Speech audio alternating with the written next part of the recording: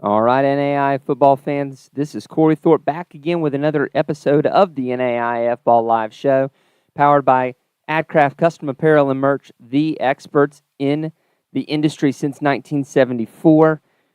Man, celebrating 50 years of excellence there. NAI born and bred there. And Angelo, we've gotten a little bit of fix. We have started the flag football season. What a glorious start to the season. Well, last time, Corey, in our first episode, we did talk about how there was going to be many storylines. I personally didn't think there was going to be this many storylines after what some football collegiate experts might call a week zero for most people, because most of the nation will be starting up within this week and this weekend. But there's a couple of teams that got a little bit of a head start and had a few games under their belt. But even with those games, quite a number of storylines that has the whole NAIA flags heads turning, and just lots to dive into this week. Let's start with the first game that started us off here. Baker St. Mary's. Baker claims the 13-8 win, the inaugural win of Baker's inaugural season. Just a great game there. Sinija Walker, 16 of 32, two touchdowns, one interception. Logan Hearn with 6 pulls and 3 pulls for loss there from the DB position. Kayla Harrison getting the century mark going there, 7 receptions, 100 yards. Not a great day for St. Mary's, especially Cheyenne Brooks at quarterback, 9 for 21 for 82 yards. But Charisma Delgado on defense with 9 pulls, getting it done for the Spires. Baker is a first year squad here, and they will get a test coming up tomorrow against Ottawa. But man, what a great way to start off your initial flag football season than putting a W in the win column. Listen, Corey, it doesn't matter if it's St. Mary's, if it's Midland, Florida Memorial, Campbellsville. A win's a win, and especially when it's your first inaugural win, it's just icing on the cake. And for Baker, you know that they're going in the right direction early on, and this was something that they've been preparing for a while. As any first-year program in an inaugural year, they're always going to look at that first game as we have all this time to prepare for them. But now that they're in the season, now that they got that win, it's time to focus more on the rest of the slate. And like you mentioned, with Ottawa coming up tomorrow, their hands are going to be full. But at the same time, this is just the first step in the right direction for Baker. And it's a matter now of, can Sinija Waller be that answer for the squad at the quarterback position? And can she find some connection with Kayla Harrison early on? This is game one, but they got to find a way to continue that if they're going to be looking to continue on in this KCAC slate. Now, the other couple of games that went on, 2 of which are very, very noteworthy. I love the Sun Conference born in Sun Conference territory, but they're killing me this week.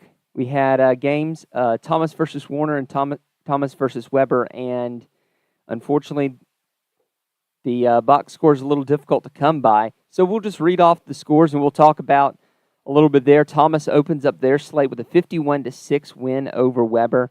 The Warriors just couldn't get it going offensively, and Thomas was swarming to the ball on defense and finding long balls over the top on offense.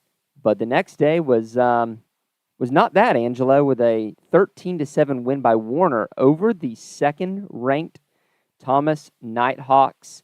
The first win in Warner program history over the Thomasville, Georgia, the Rose City squad. Here's another mind-blowing stat, Corey. Warner joins that elite group of Ottawa and St. Thomas as the only flag football clubs to get a win over Thomas. And you want to put that in a trivia question for all the NAIA flag experts.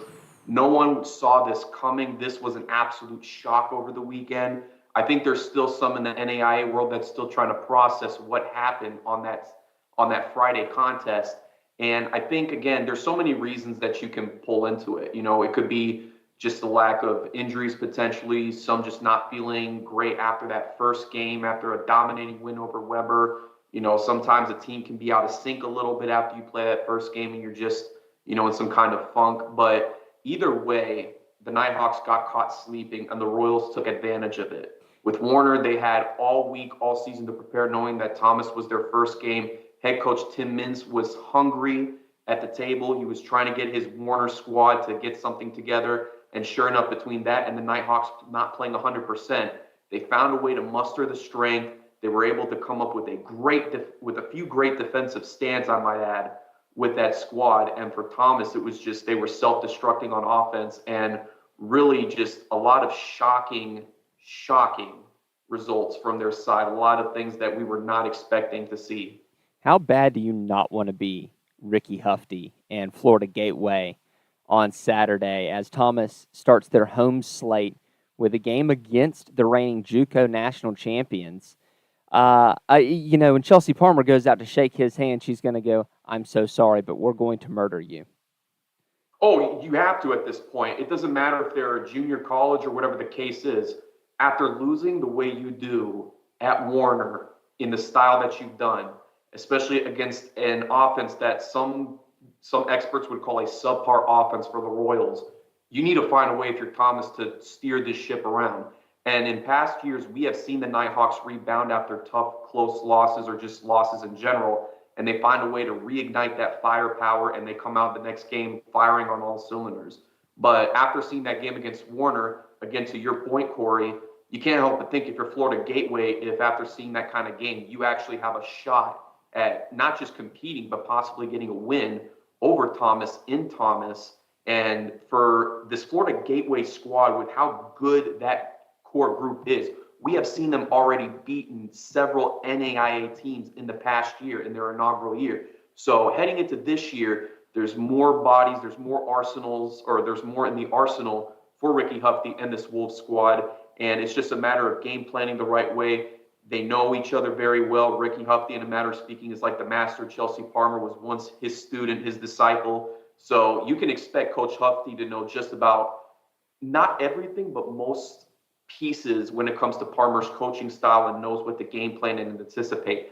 And then, of course, alluding to last year as well, with that 39-6 win for Thomas, I mean, Gateway's going to be coming hungry, hard, and they need to make a statement. But at the same time, for Thomas, they cannot allow the Wolves to come into the Rose City, to come onto the TU soccer complex and make an early on statement. This is something where Thomas has to find a way. They have a short week this week. They need to find a way to turn things around. And every single player is going to be looking to try to regroup and stay self-disciplined to try to hold off the Wolves. Yeah, absolutely. And from what I have heard from Coach Hufty and prepping for the game on Saturday, I'll be on the call, of course, is going to be don't look at Atlanta. We are a completely different squad from May 2023, in which I went, this is going to be fun. This is going to be a whole lot of fun. But what else are we going to watch for this week? We have flag football dang near every day this week. We had it Sunday. We've got it Tuesday. We've got it Wednesday. We've got it Thursday. We've got it Friday. And we've got a huge Saturday slate coming up. So today is basically, off day for flag football. We get it going. The big one that I want to start out with and talking about is not Ottawa Baker, although Ottawa is going to start their title defense in Baldwin, Kansas. But this week's theme for me is first teams, as well as obviously some ranked matchups here. So we have some squads that are coming out for their first game. Graceland coming out from Lamoni, Iowa, facing off against Midland. I use this all the time, but do you know the Olympian who hails from Graceland played on their football team?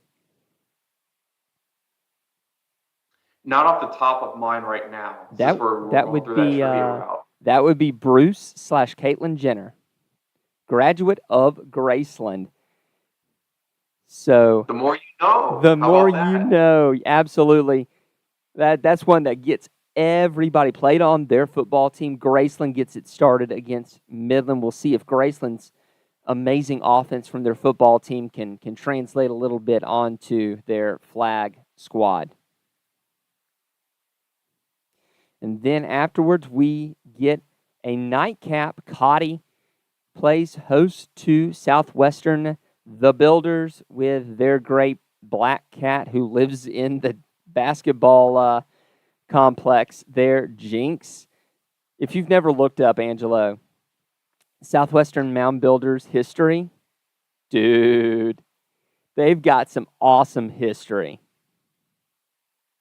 I was going to say, it's only surprising, though, like, they're only coming to existence in the flag football now. Like, I've just heard about this school, like, over the weekend when I was looking at the KCAC schedules. I'm like, this is interesting. And at first, I looked at it as, like, are they, like, a real team? And I had to double check to make sure. But, when you mentioned right there the history portion of it, it was like, okay. So there is a little bit of background to these guys, a little bit of, something to look forward to. But again, in this contest, for Cotty College, this is an opportunity to try to steer the ship right. And after a couple of unfortunate seasons to start off their slates, this is an opportunity now where you want to try to get some wins under your belt and maybe make a few surprises around the NAIA. But for Cotty College, it's like, what better way to start off your season than to go up against the Jinx? Absolutely. A great way to start there. r/CFB has a great article on Southwestern if you want to check it out. They got the inside scoop. Shout out to our friends from RCFB on Reddit. Talking about new teams and keeping it going, there is 2 new teams facing off on Thursday at 5. The Life Running Eagles, although I got to tell you, Angelo, I've never seen an eagle run before. They usually fly. I mean, but that wouldn't be as cool. Versus the Point Skyhawks. So is this the Birds of Prey Classic? It's interesting and looking at these two teams. I mean, not very often do you see 2 first-timer teams go up against each other, unless if we were talking about 2021 where everybody was new. Sure.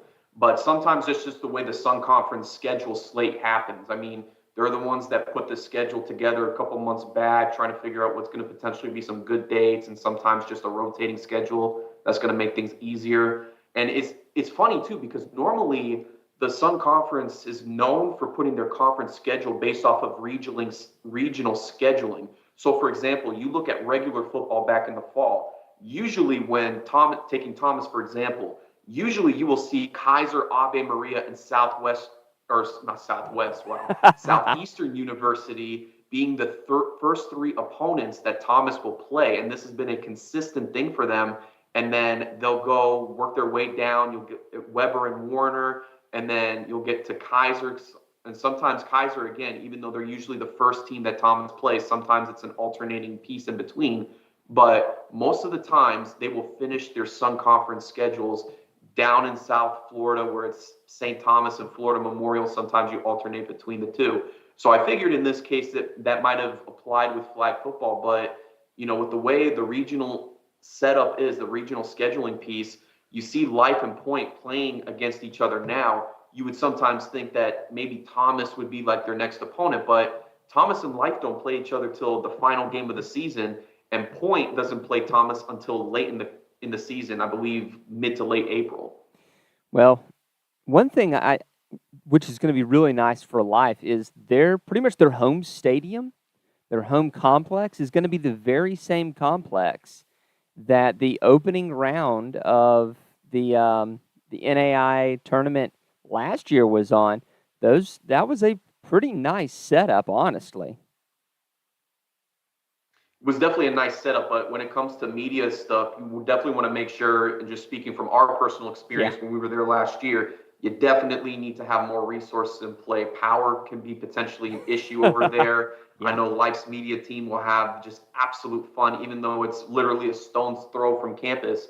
You still want to make sure that you have everything set up the way you need to, and especially if, any impending weather conditions happen, that you have a safety blanket to make sure that games are being recorded and you have everything you need from a media coverage standpoint.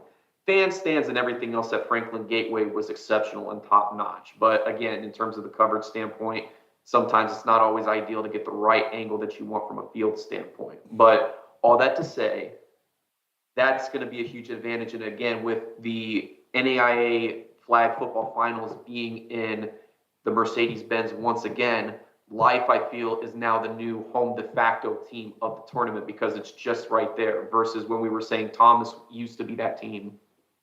Yeah, and shout out to Nick Pope, the Thomas grad and Life Sports Information Director over there. You know, you come out of Thomas, you make it out of Thomas, you're gonna be all right, I figure. And then But go I was ahead. going to say, speaking from experience, it's always from an SID standpoint. That's what we were trying to strive for. Is Thomas may not necessarily have all the resources in play, but when it came to the media department, there was a couple of good ones that came out. Nick Pope obviously was one, and then Jen Coleman as well, who's now at Florida State. That's the key thing was making sure that they still got the basics and the knowledge. And so, the experience that Nick got from when he was at Thomas is definitely going to help Life from a flag football media coverage standpoint. So it was good that he was able to get that experience. And then kind of the game of the week here is on Friday at 4, Businessman Special, if you will. St. Thomas plays host to Warner. Can Warner pull a second upset in about a week's time? Can they get over the fact that they just beat Thomas and get over that emotional win to turn around and defeat the Bobcats? Well, first off, anytime you're going up, in Auto Nation's field, I mean, it's tough to try to win at that field, let alone trying to take care of business against the Bobcats. I mean, there is something about that facility, man, that it's a whole different level, and it gives the Bobcats a true home field advantage. Last time that game was down there, Warner had that game in its hands before a final play gave the Bobcats that last second touchdown victory that stole the win away from Warner. So Tim Mims and the squad, they're clearly capable of playing well in Miami. The question now is, can they take care of business this year and put away the Bobcats? And to your point, Corey, I think that definitely they have every capability of potentially going off for that upset. But again, it's taking care of business and just finishing strong. And then we've got a huge Saturday slate, 7 or 8 games on Saturday. And obviously, it might not be the hugest game of the slate, but I just want to say welcome back, Milligan. Facing off against Life and the Milligan Buffs, making their re-debut, so to speak, after they had to cut 2023 short. Welcome back, Milligan. But, man, we've got games starting from 12 p.m. all the way through 4 o'clock p.m. on the docket there, whether it's Ottawa and Midland, which has been a good game in the past. Midland's played them hard. Whether it's Kaiser and Florida Memorial. Florida Memorial's got a really good squad always, and they are growing. Campbellsville also plays Milligan. Cotty Baker, Southwestern St. Mary, and Point Campbellsville round out the Saturday slate. Just a beautiful day for flag football.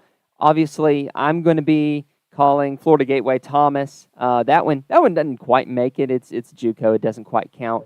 So don't tell my Thomas folks that one doesn't count. But you gotta work with countable games here. Yeah, I mean, again, it's one of those things where Thomas, in their situation, they just need to focus on themselves right now and still find a way to, use it as an opportunity to get back on track, moving forward. Because that's going to be the key thing is just making sure, again, while the other teams are catching up with what Thomas has already done this past weekend, that's when we're going to really see a little bit more into perspective on how the league takes shape after this upcoming weekend. And just to see, where everybody stacks out and what the new playing field or the new hierarchy, for want of a better word, is going to look like once everybody has an opportunity to get through their opening day weekends. Yeah, and again, no new poll this week. We'll run with the poll from last week. We just didn't have enough activity last week to be able to reasonably push out a new poll. But we will have a new poll next week now that we've kind of seen everyone. The one that we didn't actually mention, Kansas Wesleyan played yesterday and had a sharp win there to their name that they racked up over St. Mary. So St. Mary getting off to a little bit slow start to the season, but it is man. We're gonna hit this hard and heavy in February, and this is fun. I mean, I remember, 2020, 2021, and into 2022, you might have a couple midweek games. It's getting to the point where we're going to get flag football every day, and this is just going to get more and more fun as more teams join up. Well, you mentioned earlier in the show, Corey, that with this week's slate in particular, that Monday was pretty much the only day that wasn't going to have flag football games. In April, there will be a couple of Monday night games with some of the teams. I know St. Thomas has another Monday night game that's going to be coming up around the corner, and a few other teams as well. Believe maybe in the KCAC, but to your point, it's like it's flag football every day, and even if it's just one game per day, that might open up the door potentially for an NAIA flag game of the week, or with some of these other media constituents where it's an opportunity to make something great out of it. But with more teams coming in and with more teams, slowly starting to catch on to the whole flag football field, that's going to be something where, again, we may see more games in the midweek action. Now, again, from a school standpoint, because, again, ADs and the schools have the final say in terms of what's the best dates, because everybody will still try to shoot for Saturday in the weekends. But, again, some of these midweek matches have proved to be pretty exciting. And tell me who doesn't love to see football after a long, hard day in the office, or for a student athlete's case, or a student in general, after classes, being able to go out onto the field and watch your team go ball out. Hey, and as long as you play a little bit of Hank Williams Jr. for those Monday night games, it's going to be all Yeah. right. Are you ready for some football? I think that's a Oh, little man. bit aged now. We're bringing in Hank Williams like that, who's been a mainstay from the 90s and the 2000s. Watch Funny it. enough, it's like, is it just me, Corey, or does it seem like when we look back at those times, it still seems like it's just 5, 10 years ago?